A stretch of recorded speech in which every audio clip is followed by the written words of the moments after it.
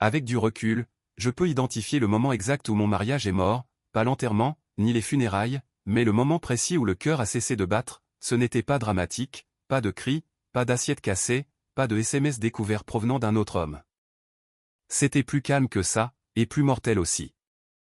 Je m'appelle Bruno Caron, j'ai 48 ans et depuis 17 ans, je gagne ma vie en aidant les entreprises à fusionner, se scinder et se restructurer, j'analyse les actifs, évalue les passifs et détermine la juste valeur. Je suis doué pour ça parce que je comprends une chose fondamentale, la plupart des choses s'effondrent bien avant que quiconque ne l'admette, la paperasse ne fait qu'officialiser la chose, j'aurais dû appliquer cette sagesse à ma propre vie. Corinne et moi étions mariés depuis 15 ans, elle a apporté Manon dans la relation, sa fille issue de son premier mariage avec Grégoire Hamel. Manon avait 5 ans quand nous nous sommes rencontrés, elle en a 20 aujourd'hui et termine sa licence dans une grande école de commerce à Lyon. C'est une gamine intelligente et gentille aussi. Pendant des années j'ai pensé que c'était peut-être ce qui nous maintenait ensemble, moi étant la figure paternelle stable qu'elle n'avait jamais eue, Corinne appréciant la structure que j'apportais, j'avais tort. Le soir où tout a fini, je suis rentré vers 19h30, un mardi normal, j'avais conclu une affaire cet après-midi-là, une acquisition propre d'une valeur de 38 millions d'euros, je me sentais bien, détendu, je voulais partager ça avec ma femme, peut-être ouvrir une bonne bouteille de Bordeaux. M'asseoir sur la terrasse que nous avions rénovée ensemble il y a 3 étés. Corinne était dans le salon, faisant défiler son téléphone, la télé diffusait quelque chose qu'elle ne regardait pas, je me suis approché, les bras ouverts pour notre câlin habituel du soir, rien de grandiose, juste ce petit geste quotidien qui dit « je suis rentré, je suis là, je suis à toi ». Elle a reculé, pas un tressaillement, pas un faux pas, un pas en arrière délibéré et mesuré comme si j'essayais de lui tendre quelque chose de contaminé. « Ne me touche pas », a dit Corinne, sa voix plate et administrative, « je ne joue pas à l'épouse ce soir », les mots sont restés là, stériles et définitifs, pas une plainte, pas même une insulte, juste une description de poste dont elle démissionnait, j'ai arrêté de bouger. Mes bras étaient encore à moitié levés, figés dans l'espace où elle aurait dû être, pendant peut-être 3 secondes, je l'ai juste regardé, attendant la chute, la clarification, le « je plaisante », la mauvaise journée au travail, rien n'est venu. « Parfait », ai-je dit doucement, mes mains sont retombées sur mes côtés, tu ne le sauras plus jamais, ses yeux se sont légèrement écarquillés, juste une lueur de confusion, comme si elle s'attendait à un scénario différent, une dispute peut-être, des supplications. La danse habituelle où je demanderais ce qui n'allait pas, elle détournerait le sujet et nous ferions semblant que rien ne s'était passé le lendemain matin, mais j'avais fini de danser. Je me suis tourné et j'ai marché dans le couloir, passant devant la photo encadrée de notre mariage en Provence, devant la bibliothèque que j'avais construite à la main quand nous avons emménagé dans cette maison. Devant la porte fermée de ce qui était mon bureau avant que Corinne ne décide que ce devait être sa salle de yoga, j'ai ouvert la porte de la chambre d'amis, je suis entré et j'ai fermé à clé derrière moi, le clic de la serrure était doux, poli même, mais dans ce silence. Il résonnait comme un coup de marteau de juge, je me suis assis sur le bord du lit et j'ai regardé le mur, pas de colère, pas de tristesse, juste une étrange clarté froide, le genre que je réserve habituellement au bilan comptable et au rapport de diligence raisonnable, passif identifié. Risque évalué, temps de restructurer. Corinne n'a pas frappé ce soir-là, n'a pas envoyé de SMS, n'a pas appelé à travers la porte pour demander si j'allais bien, et honnêtement, cela m'a dit tout ce que j'avais besoin de savoir. Le lendemain matin, elle supposait probablement que je serais de retour dans la cuisine à faire du café. Demandant ce qu'elle voulait dire, attendant qu'elle adoucisse les choses avec une excuse timide sur le fait d'être stressé ou hormonal ou fatigué, c'est comme ça que ça se passait toujours, je piquais, elle craquait, j'absorbais, nous réinitialisions, mais je ne réinitialisais rien. Quand elle est entrée dans la cuisine le lendemain matin, le café était déjà prêt, une tasse versée, la sienne, j'avais mangé plutôt seul sur la terrasse avec mon ordinateur portable. Elle a regardé la tasse unique comme si c'était une preuve dans un procès dont elle ne savait pas qu'elle faisait partie, je n'ai pas levé les yeux de mon écran. « Tu es dramatique », a-t-elle dit, sans même détourner le regard de son téléphone, j'ai pris une gorgée de mon propre café, celui que j'avais apporté dehors, tu as dit que tu ne jouais pas à l'épouse, je respecte juste la performance, elle a ricané, mon Dieu.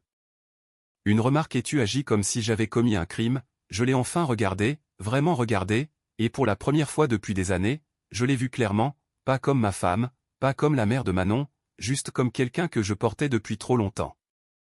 Tu n'as pas commis de crime, ai-je dit d'un ton égal, tu as juste démissionné, j'accepte ta démission, je me suis levé, suis retourné dans la chambre d'amis et j'ai fermé la porte à clé à nouveau, c'est laquelle a réalisé que ce n'était pas une dispute.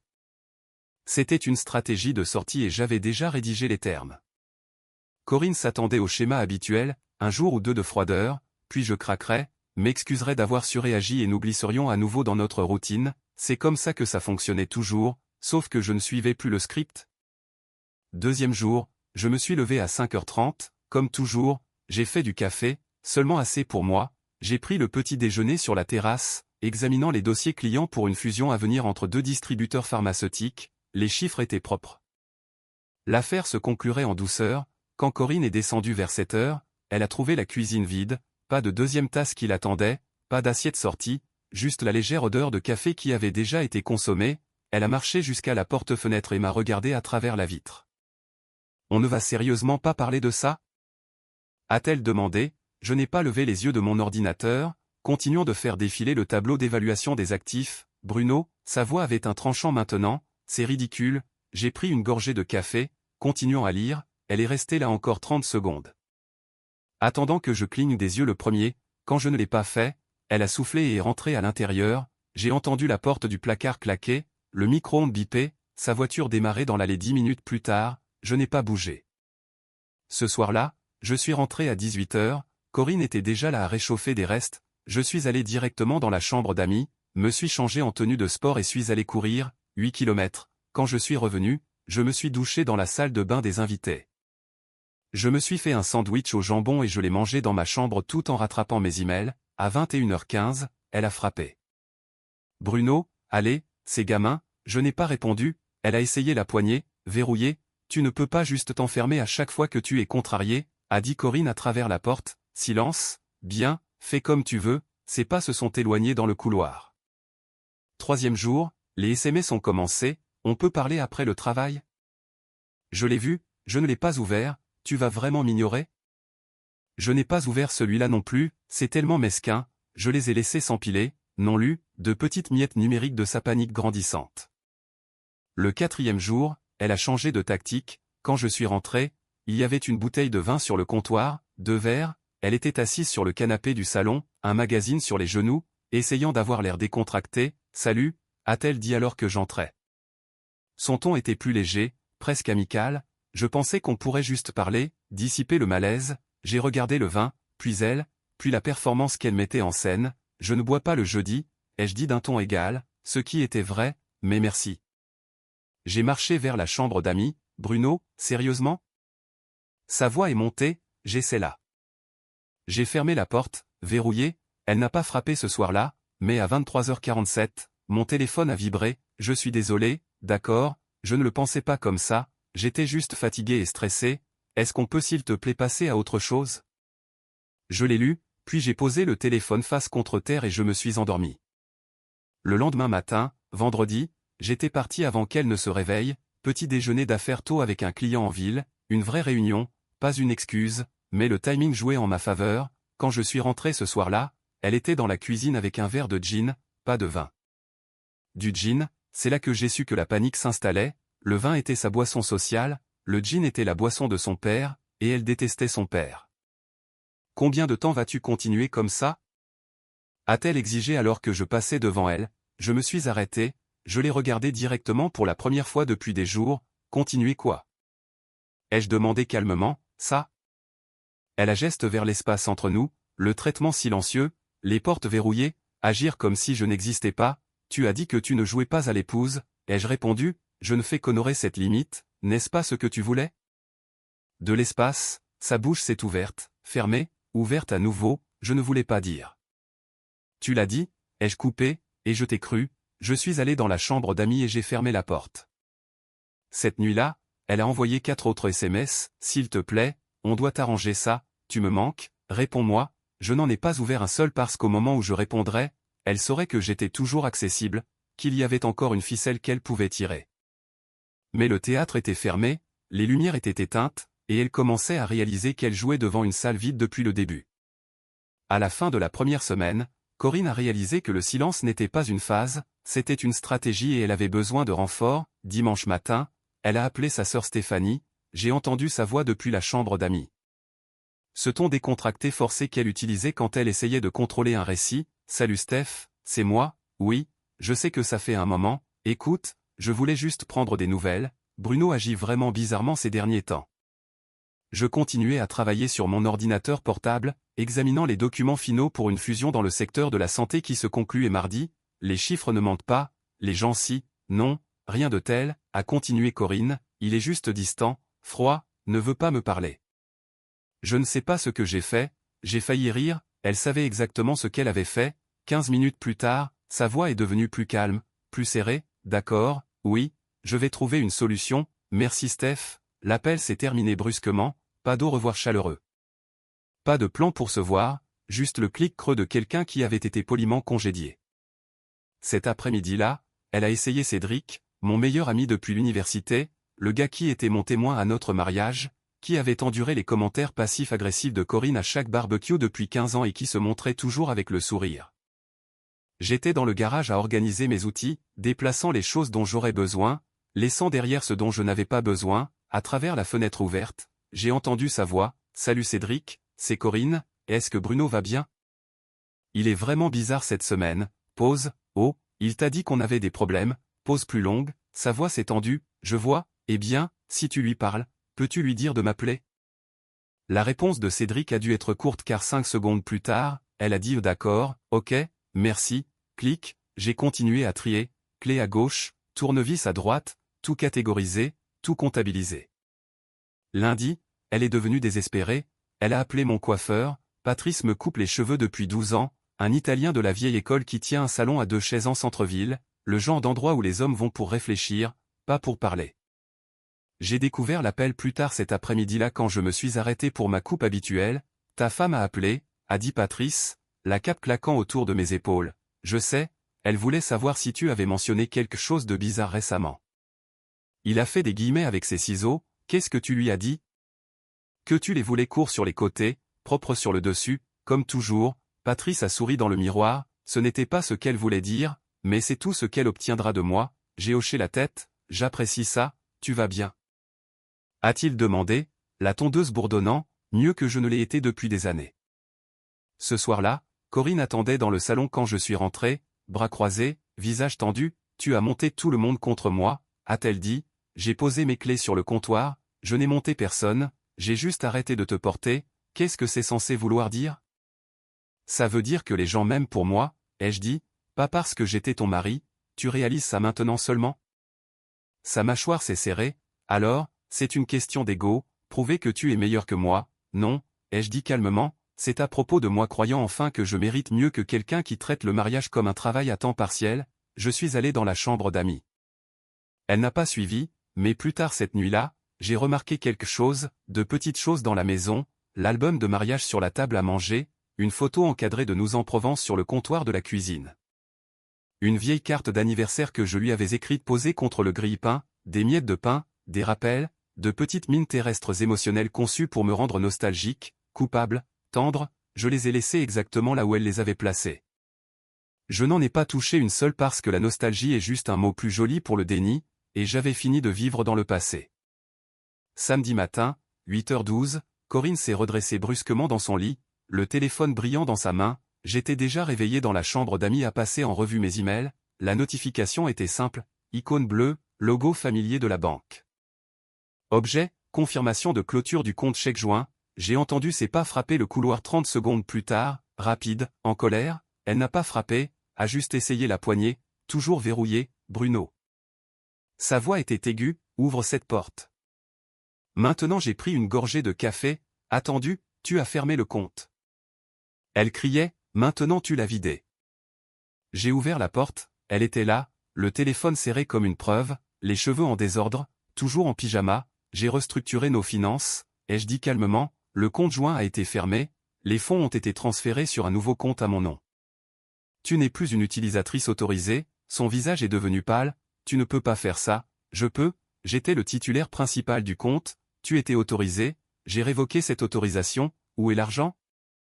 Quelque part où tu n'as pas accès, c'est mon argent aussi. Ça l'était, ai-je corrigé, maintenant c'est le mien légalement, elle m'a regardé comme si je venais de parler dans une langue étrangère, et les factures ? Le crédit immobilier ? Assurance, tout transféré à ton nom, ai-je dit, électricité, eau, gaz, assurance voiture, forfait téléphonique, service de streaming, tout, tu es la titulaire principale du compte maintenant, félicitations, je ne connais même pas les mots de passe. Tu devrais probablement les réinitialiser alors, c'est de la folie, a-t-elle hurlé, tu fais ça juste pour me punir, non, ai-je dit d'un ton égal, je fais ça parce que tu as dit que tu ne jouais pas à l'épouse, alors j'ai arrêté de jouer au mari, cela inclut la gestion financière. Tu voulais de l'indépendance, la voici, j'ai fermé la porte, elle a martelé dessus, Bruno, ce n'est pas juste. La ville est rarement, ai-je lancé à travers le bois, mais c'est légal, vérifie avec un avocat si tu veux, ses pas se sont éloignés, je l'ai entendu dans la cuisine, l'ordinateur portable s'ouvrant, essayant frénétiquement d'accéder à des comptes auxquels elle n'avait jamais prêté attention. Des factures qu'elle n'avait jamais vues, des mots de passe dont elle n'avait jamais eu besoin parce que j'avais toujours tout géré, les services publics, les abonnements, les paiements de voitures, les primes d'assurance, les taxes foncières, j'avais construit l'infrastructure, l'avais maintenue, l'avait payée, et elle y avait vécu sans une seconde pensée, comme si l'électricité et l'eau apparaissaient magiquement parce que l'univers lui devait du confort, maintenant elle apprenait ce qu'il en coûtait de gérer une vie. L'après-midi, elle avait réussi à accéder à 2 comptes, le reste était verrouillé derrière une authentification à 2 facteurs dirigée vers mon email, elle m'a appelé, je n'ai pas répondu, elle a envoyé un SMS, c'est de la violence économique, j'ai répondu, non. C'est de l'égalité financière, bienvenue dans l'âge adulte. Ce soir-là, je suis rentré pour la trouver sur le canapé, entourée de papiers, de factures, de relevés, de feuilles de calcul qu'elle avait imprimées mais ne comprenait clairement pas, elle a levé les yeux vers moi, épuisée, je ne peux pas faire tout ça, a-t-elle dit doucement. Tu trouveras une solution, ai-je dit, ou tu embaucheras quelqu'un, de toute façon, ce n'est plus mon problème, Bruno s'il te plaît, je suis désolé, on peut juste réinitialiser. Revenir à la normale? Je l'ai regardé, vraiment regardé, et j'ai vu quelqu'un qui n'était pas désolé pour ce qu'elle avait dit, elle était désolée pour ce que cela lui coûtait, il n'y a pas de normal, ai-je dit, il y a juste ce qui se passe ensuite, je suis allé dans la chambre d'amis. J'ai fermé la porte à clé et je me suis remis à examiner des contrats, dehors le vent s'est levé, la maison a craqué, et pour la première fois en 15 ans, elle ne ressemblait pas à un foyer, elle ressemblait à une propriété dont je me désinvestissais, propre, méthodique, finale. L'appel est arrivé un mardi après-midi, j'étais dans une salle de conférence en centre-ville pour finaliser les termes d'une acquisition technologique, mon téléphone a vibré, Manon, je me suis excusé et suis sorti dans le couloir, salut Manon, tout va bien? On peut se voir? Sa voix était serrée, contrôlée, juste toi et moi, un café ou quelque chose? Bien sûr, quand? Aujourd'hui? Après ton travail? J'ai regardé ma montre, 15h30, je peux à 17h, l'endroit habituel? Ouais, merci Bruno, elle a raccroché avant que je puisse demander de quoi il s'agissait. À 17h, je suis entré dans le café près de son école, Manon était déjà là, sirotant un café glacé, l'ordinateur portable fermé devant elle, elle avait l'air fatiguée, stressée, quand elle m'a vu, elle a essayé de sourire mais ça n'a pas atteint ses yeux, je me suis assis en face d'elle. Qu'est-ce qui se passe? Elle a pris une inspiration, maman m'a appelé hier soir 3 fois, puis m'a envoyé genre 15 SMS, j'ai attendu, elle voulait que je te parle, pour te convaincre de. Je ne sais pas, revenir, arrêter de l'ignorer, elle pleurait, Manon a baissé les yeux sur sa tasse, je ne l'ai jamais entendue pleurer comme ça, qu'est-ce que tu lui as dit? Ai-je demandé doucement, je lui ai dit que je te parlerais, elle a fait une pause, mais honnêtement Bruno, je ne sais même pas quoi dire, elle ne veut pas me dire ce qui s'est passé, juste que tu es cruel et que tu l'as punie sans raison, je me suis adossé à ma chaise. Est-ce qu'elle t'a dit ce qu'elle m'a dit?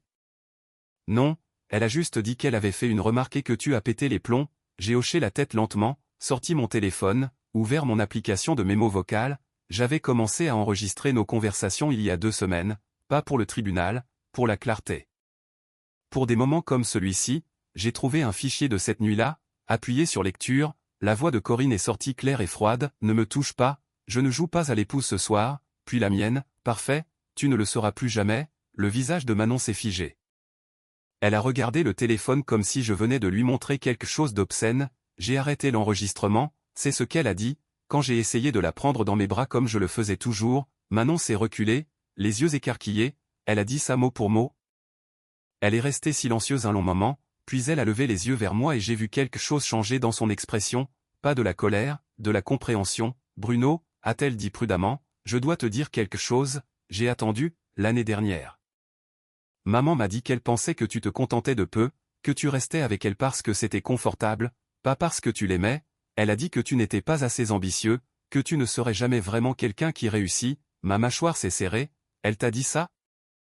Ouais, plusieurs fois, elle te comparait au mari de ses amis, leur maison, leur job, elle faisait comme si tu étais une sorte de, je ne sais pas, cas social. J'ai senti quelque chose de froid s'installer dans ma poitrine, pas de la surprise, une confirmation, Manon. J'ai besoin que tu saches quelque chose, ai-je dit, je t'aime comme si tu étais ma propre fille, c'est le cas depuis que tu as 5 ans, rien de tout ça ne change ça, ses yeux se sont remplis de larmes, je sais, et honnêtement, tu as été plus un père pour moi que Grégoire ne l'a jamais été. Ta mère et moi, c'est fini, ai-je dit doucement, mais toi et moi, non, c'est séparé, compris?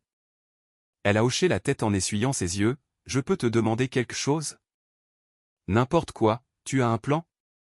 Jean, tu pars? Tu divorces?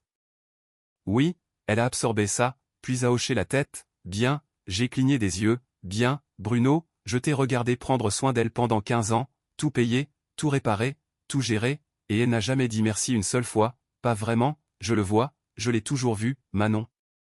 Je ne choisis pas de camp, a-t-elle dit, mais si je le faisais, je te choisirais toi parce que tu as été présent, nous sommes restés assis en silence un moment, puis elle a tendu la main à travers la table et a serré la mienne, quoi que tu aies besoin, a-t-elle dit, je suis là.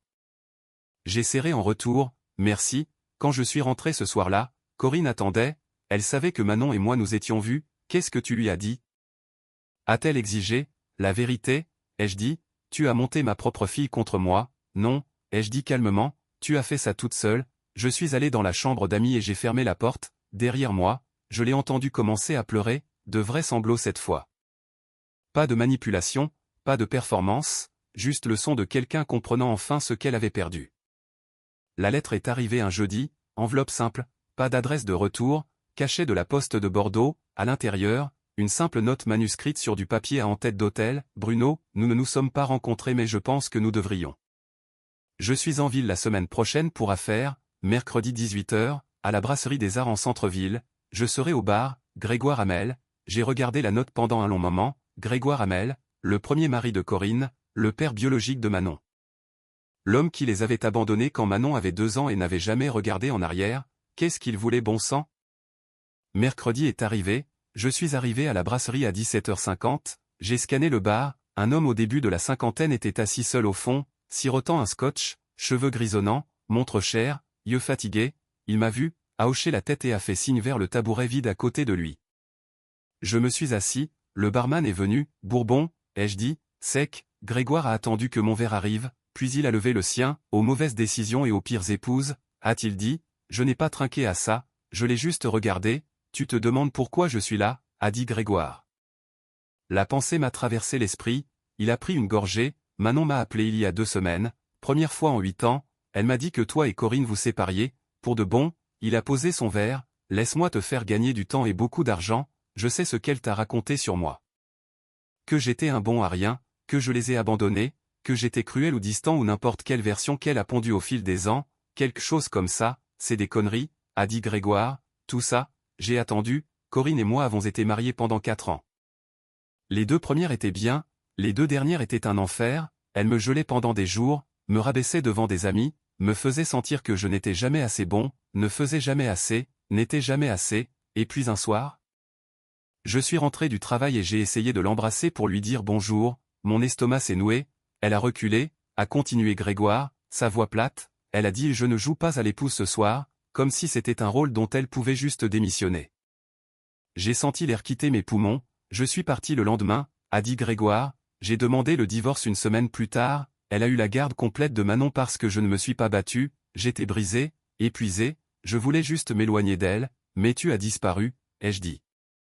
Manon pense que tu t'en fichais, j'ai envoyé une pension alimentaire chaque mois pendant 16 ans, a dit Grégoire, jamais manqué un paiement, Corinne a dit à Manon que je n'avais jamais envoyé un centime, elle a empoché l'argent et menti, je l'ai regardé. Pourquoi tu ne t'es pas battu contre ça? Parce que j'étais un lâche, a-t-il admis, je ne voulais pas retourner dans ce tribunal, je ne voulais pas voir son visage, je ne voulais pas revivre ça, alors j'ai envoyé les chèques et je me suis dit que Manon comprendrait quand elle serait plus grande, il a sorti son téléphone. m'a montré une image scannée, des relevés bancaires, des années de relevés, paiement de pension alimentaire chaque mois, 1500 € pendant 16 ans. Jésus, ai-je murmuré, elle fait ça, a dit Grégoire doucement, elle trouve des hommes bons, des hommes stables. Des hommes qui prendront soin d'elle et ensuite elle les vide jusqu'à ce qu'il ne reste rien. Quand tu es vide, elle passe à autre chose. Pourquoi tu me dis ça? Parce que Manon mérite de connaître la vérité, a-t-il dit, et parce que tu mérites de savoir que tu n'es pas fou, ce n'est pas ta faute, c'est elle, ça a toujours été elle. J'ai pris une longue gorgée, laissé brûler. Est-ce que Manon sait que tu es là? Pas encore, mais j'aimerais la voir, si elle est d'accord, je lui parlerai, ai-je dit. Grégoire a hoché la tête. Une dernière chose, quand tu demanderas le divorce, prends un expert comptable judiciaire, Corinne cache de l'argent, elle me l'a fait, et je te garantis qu'elle te le fait. Trouve-le avant qu'elle ne le déplace. Nous sommes restés assis en silence un moment, deux hommes, générations différentes, même piège. Merci, ai-je dit finalement. Ne me remercie pas, a répondu Grégoire, sors juste de là tant que tu le peux encore. J'ai quitté le bar à 19h30, j'ai conduit jusqu'à la maison en silence. Quand je suis entré, Corinne était sur le canapé à faire défiler son téléphone, elle n'a pas levé les yeux, je n'ai pas dit un mot, je suis juste allé dans la chambre d'amis. J'ai fermé la porte à clé et j'ai commencé à passer des appels. La notification du journal Les Échos est arrivée un mardi matin, j'étais en train d'examiner des documents d'acquisition quand mon téléphone a vibré, Startup technologique Neural 5 acquise par Microsoft pour 47 millions de dollars. Les investisseurs de la première heure voient des rendements majeurs, j'ai cliqué sur l'article, fait défiler vers le bas, il était là, mon nom listé parmi les investisseurs en phase d'amorçage qui avaient soutenu l'entreprise il y a 7 ans, j'avais mis 25 000 € en 2018. Un risque calculé sur le projet d'IA d'un ami, je l'avais mentionné à Corinne une fois, elle avait levé les yeux au ciel et dit que c'était jeter de l'argent par les fenêtres pour des bêtises technologiques, ma part de l'acquisition, 4,2 millions d'euros. Le virement arriverait sur mon compte dans 30 jours, je me suis adossé dans mon fauteuil et j'ai regardé le plafond, 4,2 millions, après impôts, environ 2,8 millions, de l'argent sur lequel Corinne n'avait aucun droit légal car je l'avais investi avant notre mariage, et le contrat de mariage, sur lequel j'avais insisté, protégeait les biens prénuptiaux et leur plus-value. Elle ne savait même pas que le contrat de mariage existait, nous l'avions signé lors d'une fête le 14 juillet 2009 dans la maison de vacances d'un ami, elle avait bu 3 verres de champagne, riait avec ses amis. Le lisant à peine, mon avocat avait été minutieux, très minutieux. Ce soir-là, je suis rentré pour trouver Corinne sur son ordinateur portable à la table de la cuisine, son visage était pâle. Quand allais-tu me le dire? A-t-elle demandé, tournant l'écran vers moi, article des Échos, mon nom surligné, je viens de l'apprendre ce matin, ai-je dit calmement, 4 millions, sa voix tremblait, tu as 4 millions qui arrivent et tu n'as pas pensé à le mentionner? 4,2, ai-je corrigé, avant impôt, on pourrait payer la maison, on pourrait voyager, on pourrait. On ne fait rien, ai-je dit, cet argent est à moi d'un investissement que j'ai fait avant qu'on se marie, on est mariés, ce qui est à toi est à moi, en fait, non, j'ai sorti mon téléphone, ouvert le PDF de notre contrat de mariage, régime de la séparation de biens. Montré la page de signature, sa signature datée du 14 juillet 2009, son visage est devenu blanc, qu'est-ce que c'est? Un contrat de mariage, tu l'as signé à la maison de campagne des Henderson, tu te souviens?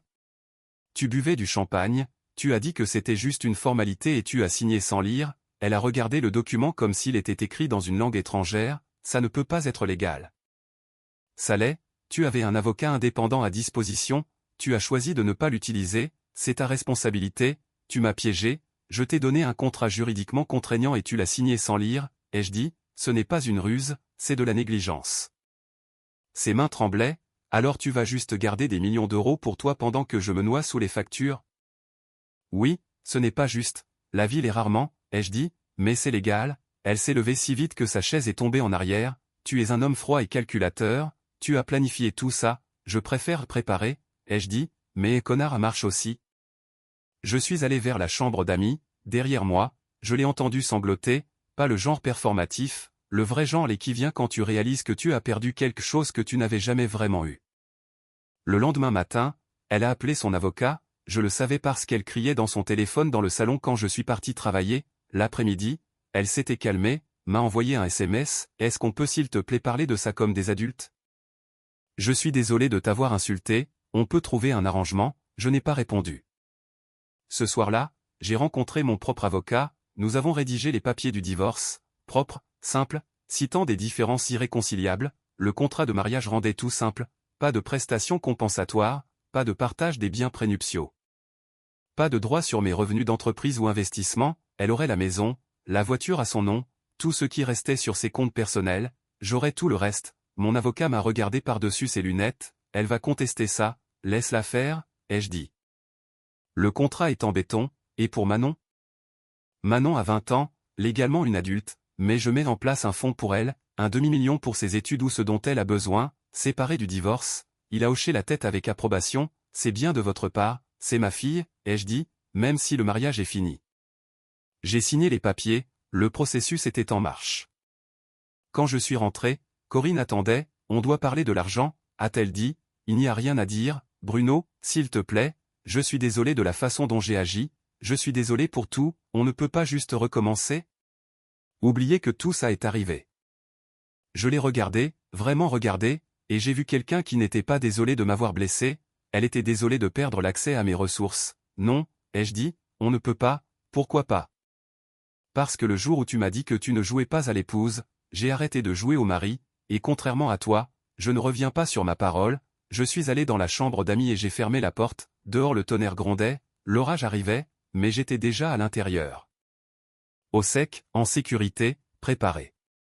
Corinne a commencé une thérapie, je le savais parce qu'elle a laissé la carte de visite sur le comptoir de la cuisine où je la verrais, Dr Jennifer Walsh, psychologue, spécialisée dans le conseil relationnel et les modèles de personnalité narcissique, subtil, très subtil, 2 semaines plus tard.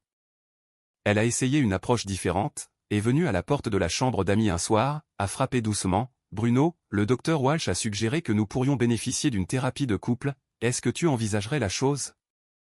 J'ai ouvert la porte, non, juste une séance s'il te plaît, pour tourner la page si rien d'autre, j'ai étudié son visage, elle avait l'air fatiguée, désespérée, peut-être même sincère, d'accord, ai-je dit, une séance, mais je choisis le thérapeute, ok, a-t-elle dit rapidement. Qui tu veux?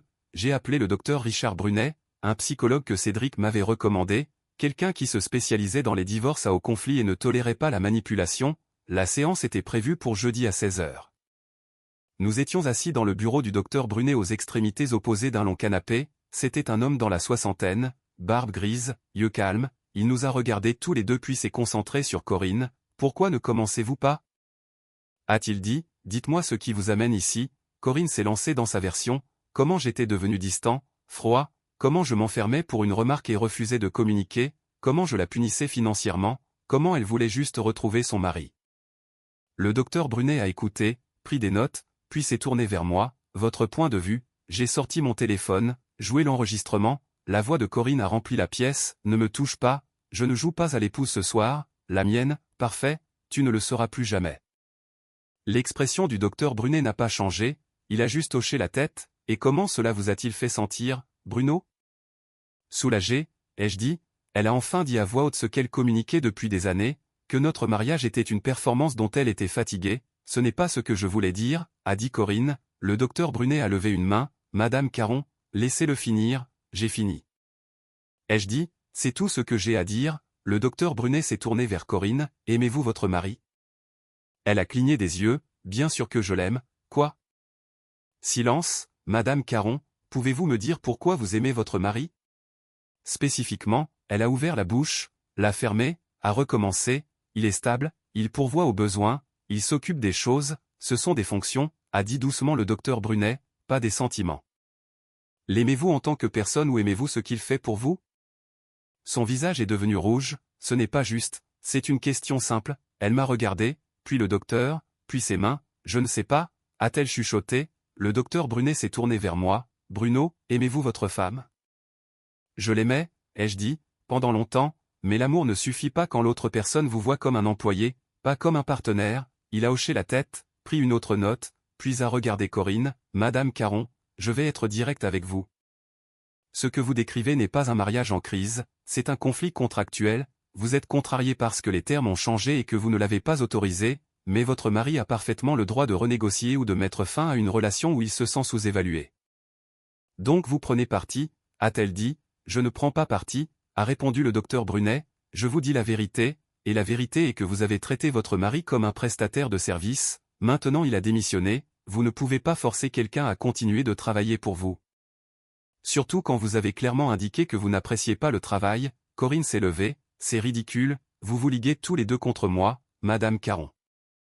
Non, j'ai fini, elle a attrapé son sac à main et est sortie, la porte a claqué, le docteur Brunet m'a regardé, vous allez bien?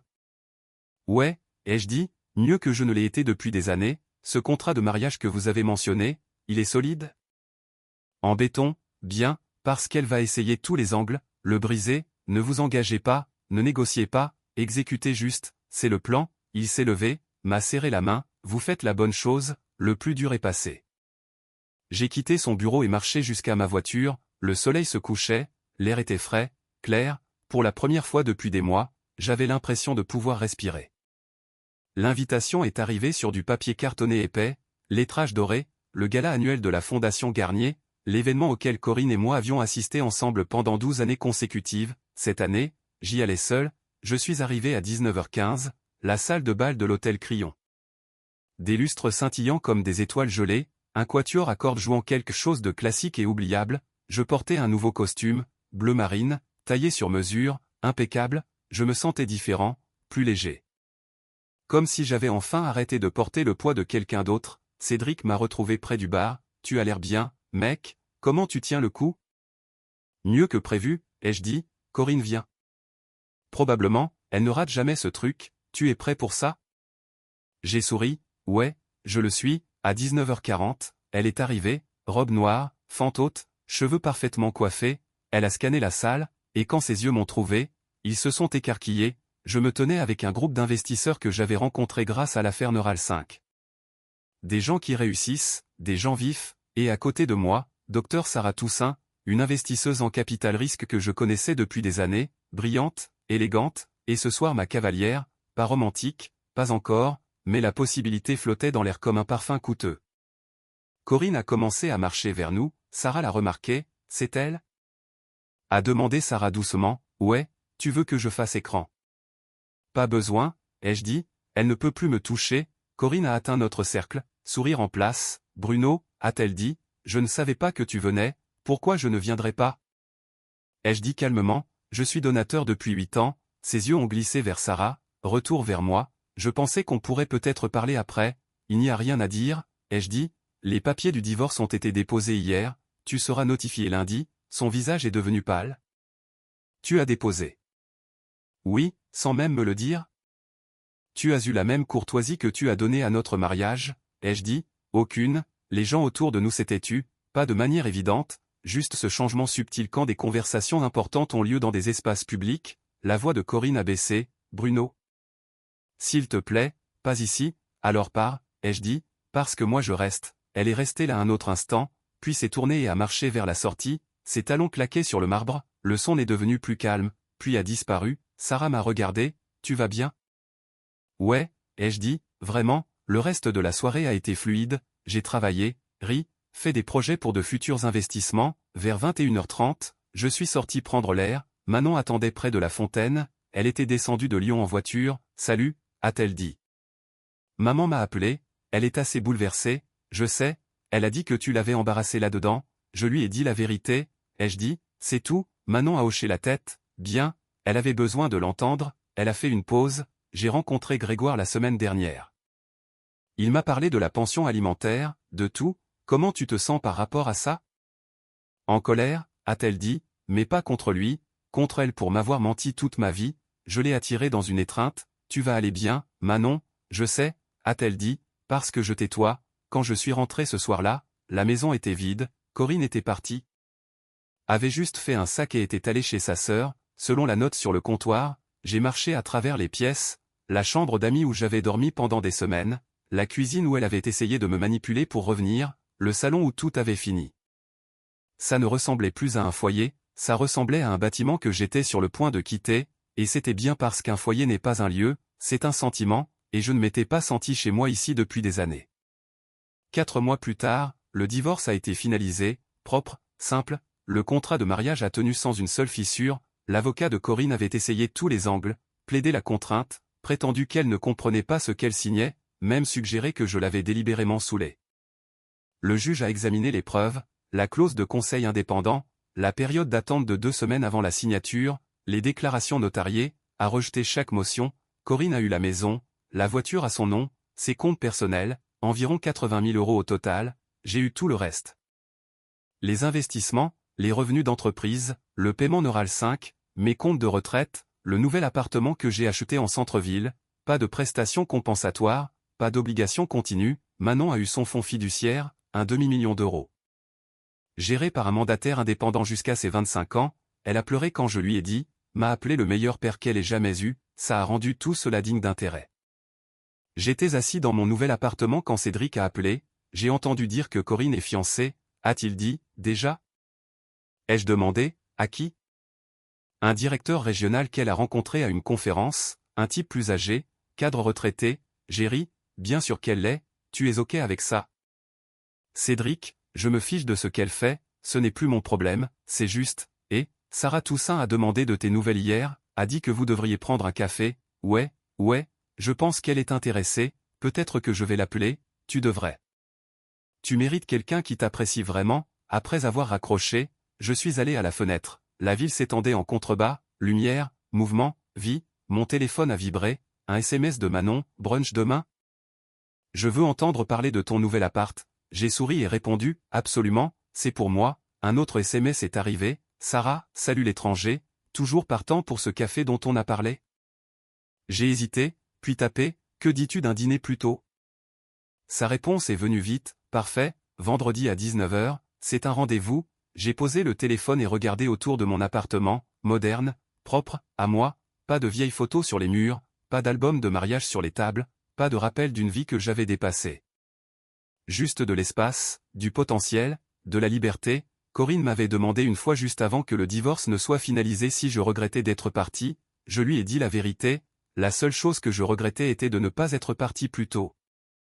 Parce que le moment où elle m'a dit qu'elle ne jouait pas à l'épouse, j'aurais dû la croire immédiatement, j'aurais dû faire mes valises ce soir-là, j'aurais dû faire confiance à mon instinct au lieu d'espérer qu'elle change, mais je ne l'ai pas fait, je lui avais donné des semaines, des mois. Des chances qu'elle ne méritait jamais, plus maintenant j'avais 48 ans, financièrement en sécurité, émotionnellement libre, et pour la première fois en 15 ans, je construisais une vie selon mes termes, pas de performance, pas de script, pas de faux-semblants, juste moi vivant enfin. Et ça faisait plus de bien que n'importe quel mariage n'a jamais fait.